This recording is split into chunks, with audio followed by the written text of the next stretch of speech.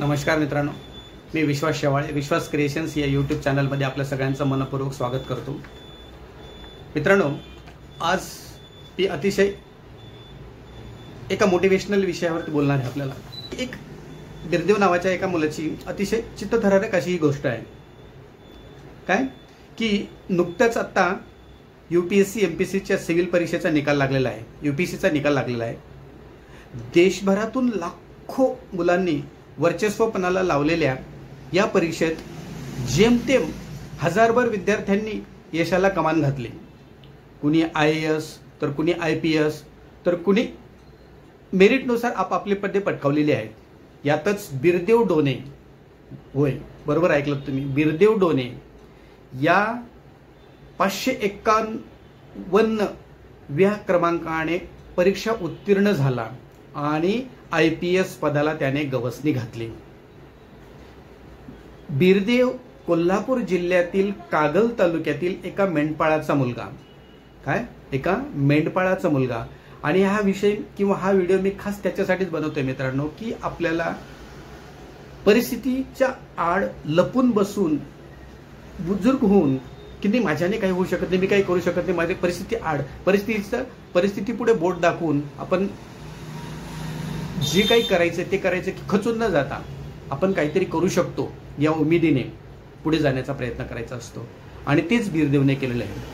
तर बिरदेव कोल्हापूर जिल्ह्यातील कागल तालुक्यातील एका मेंढपाळाचा मुलगा, त्यातच जात्याच म्हणजे जन्मापासूनच तो अतिशय हुशार, पण घरची परिस्थिती मात्र अतिशय नाजूक।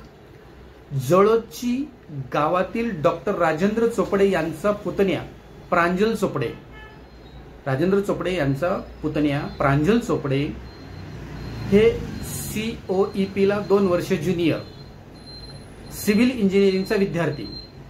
मुले बिरदेवची चेष्टा करायचे। प्रांजल चोपडे यांनी त्याचा अवतार ओळखले।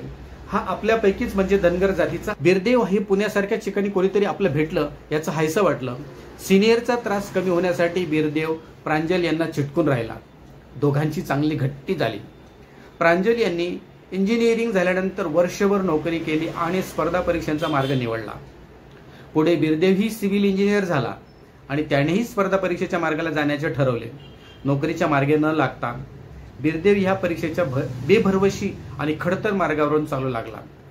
या कठीण प्रवासात COEP मध्ये शिकणाऱ्या अक्षय सोलनकर याचीही बिरदेवला वेळोवेळी सगळ्यात प्रकारची मदत झाली। प्रांजल चोपडे 2 वर्षापूर्वी UPSC अंतर्गत फॉरेस्ट ऑफिसर म्हणून सिलेक्ट झाले, तर बिरदेवचा मात्र यशाचा शोध चालूच होता।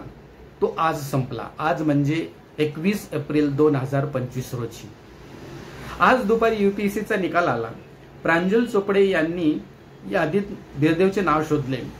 551व्या क्रमांकावर बिरदेवचे नाव दिसल्यावर बिरदेवला बातमी देण्यासाठी आणि अभिनंदन करण्यासाठी फोन लावला, तर बिरदेव भर उन्हात मेंढरे चारायला माळ रानावर गेलेला। तू का मेंढरे घेऊन गेलास विचारले असता वडील आजारी असल्याने मीच सध्या मेंढे चारायला घेऊन येतोय असं बिरदेव उत्तरला। बिरदेवच्या वडिलांचे किडनीच्या मुतखड्याचे ऑपरेशन 2 महिन्यापूर्वी झालेले होते। पैशांची ओढाताण असल्याने बिरदेव प्रशिक्षण चालू असलेल्या प्रांजल आणि दुसरा कोल्हापूरचाच मित्र आशिष पाटील IAS या दोघांना मदतीसाठी फोन केला होता। आशिषही कोल्हापूरचा असल्यामुळे त्याच्या ओळखीने तेथील खासगी हॉस्पिटलच्या ऑपरेशनची सोय करण्यात आली होती।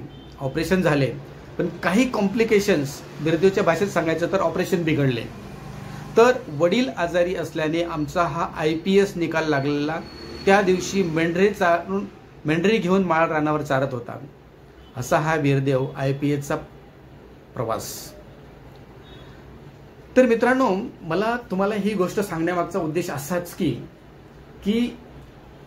मुलांना थोडंफार काही यश मिळालं की ते लगेच हवेत उडायला लागतात। तर हा बिरदेव डोने एका धनगराचा मुलगा, एका गरीब मुलगा, मेंढपाळाचा मुलगा, परंतु एवढा मोठा अधिकारी झालेल्यावर सुद्धा, इतका मोठा अधिकारी झाल्यावर सुद्धा तो आज देखील त्याचे पाय ग्राउंड लेवलला आहेत। कुठल्याही प्रकारचा ओहापोह न करता, कुठल्याही प्रकारचा गाजावाजा न करता अगदी आपल्या साध्या पद्धतीने राहून आपल्या साध्या वेशामध्ये आपले जे काम आहे, आपलं जे पिढीजात काम आहे ते पिढीजात काम सांभाळतोय. म्हणजे वडील आजारी असल्या कारणाने वडील मेंढ्या बकऱ्या चारायला घेऊन जाऊ शकत नाही, तर स्वतःहून तो मेंढ्या चारायला गेलेला, बकऱ्या चारायला गेला की ज्या दिवशी त्याचा UPSCचा निकाल लागणार होता. विचार करा तुम्ही, म्हणजे किती ग्राउंड लेवलचा हा माणूस आहे. आता मी युट्यूबवरती एक दोन व्हिडिओ त्याचे इंटरव्ह्यूज बघितल्या, टीव्हीवरती एक दोन इंटरव्ह्यूज बघितला, तर त्याच्यावरती मला असं लक्षात आलं की बीरदेव हा आपल्या समाजासाठी, आपल्या SC ST कॅटेगरीतील समाजासाठी किंबहुना सर्व समाजासाठी कार्य करणारे, काहीतरी माझ्याकडून सेवा घडावी याच्यासाठी प्रयत्न करणार आहे. आणि मी लोकांना माझा आदर्श द्यावा, या आदर्श घेऊन काहीतरी माझ्या समाजातील लोकांनी काहीतरी करावं, याच्यासाठी त्याने तळमळ करून परीक्षा दिली आणि तळमळ करून देऊन त्या परीक्षेला यश आलेलं आहे मित्रांनो. आणि आज तो IPS सारखा मोठा अधिकारी झालेला आहे. एवढा मोठा अधिकारी झाल्यावर देखील कुठल्याही प्रकारचा त्याच्या म्हणण्यामध्ये गर्व नाही, कुठल्याही प्रकारचा अभिमान नाही, उलट चांगल्या भावनेने मी देशसेवा करेल, मी लोकांची सेवा करेल, आपल्या लोकांची सेवा करेल, माझ्या लोकांची सेवा करेल, असं तो तळमळीने सांगत आहे. मी तुम्हाला या ठिकाणी एक गोष्ट विसरलो सांगायचं मित्रांनो. तो जेव्हा तो पुण्याला होता, पुण्याला असताना त्याचा फोन कोणीतरी चोरल्यानंतर तो पोलीस स्टेशनला कंप्लेंट करायला गेला. पोलीस स्टेशनला कंप्लेंट, त्याची तक्रार नोंदवून घेण्यासाठी पोलिसांनी काही त्याला दाद दिली नाही, त्याची तक्रार नोंदवून घेतली नाही. मग शेवटी एक दोन मित्रांना, आपले जे सिनियर्स होते त्यांना घेऊन तो परत पोलीस स्टेशनला गेला.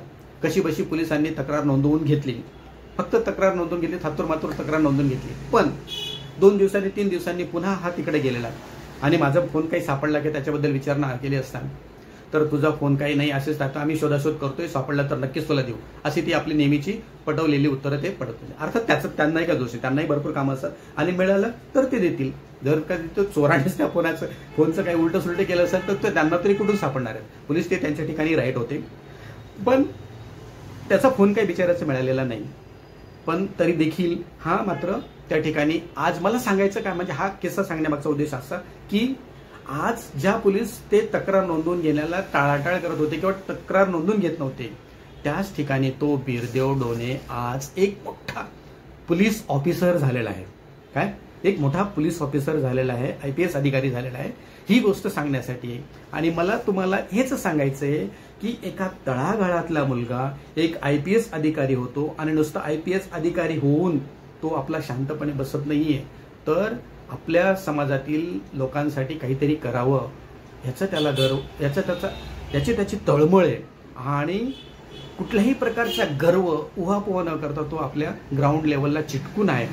बघा ना तुम्ही, आज त्याचा ज्या दिवशी आपल्याला नुसतं 10वीचा निकाल लागला तरी आपण किती खुश होतो हो, तर तो आज UPSCचा परीक्षा पासून 551 क्रमांकावर आलेला आहे. आणि तरी देखील त्या दिवशी, ज्या दिवशी आपला निकाल लागलेला आहे त्या दिवशी तो बकऱ्या चारायला गेलेला आहे. याच्यावर विचार करा मित्रांनो. तर काय की आपली जी संस्कृती आहे, आपले जे विचार आहेत, ते विचारांना सोडून कुठल्याही प्रकारचा उहापोह न करता आपण आपल्या मातीशी चिटकून राहायला पाहिजे, असं या बीरदेवच्या याच्यातून आपल्याला लक्षात येत आहे. ओके, तर जर माझा हा व्हिडिओ तुम्हाला आवडला असेल, याच्यातून तुम्हाला काही घेण्यासारखं असेल तर अवश्य घ्या. आणि जर माझा व्हिडिओ आवडला असेल तर त्याला लाईक करा, शेअर करा, सबस्क्राईब करा. असेच नवीन नवीन व्हिडिओ मी घेऊन येत राहणार आहे. हा माझा पहिला ब्लॉग व्हिडिओ आहे. त्याच्यानंतर मी आता पुढे मी व्हिडिओ कदाचित त्याच्यामध्ये काही चूक झाली असेल तर त्याला क्षमा करा. तर अशा पद्धतीने माझा हा व्हिडिओ आवडला असेल तर त्याला लाईक करा, शेअर करा आणि सबस्क्राईब करा. नमस्कार, धन्यवाद, जय हिंद, जय महाराष्ट्र.